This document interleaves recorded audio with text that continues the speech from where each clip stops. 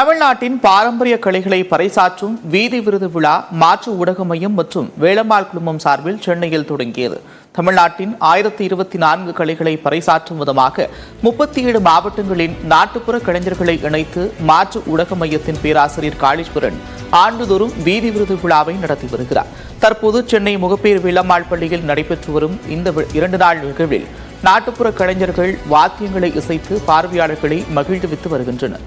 சிலம்பாட்டம், வாழ் மற்றும் சுருள்வாள் வீச்சு, தீப்பந்தம் சுற்றுதல், மான்கொம்பு விளையாட்டு என பாரம்பரிய கலைகளை வீரர்கள் வெளிப்படுத்தி வருகின்றனர்.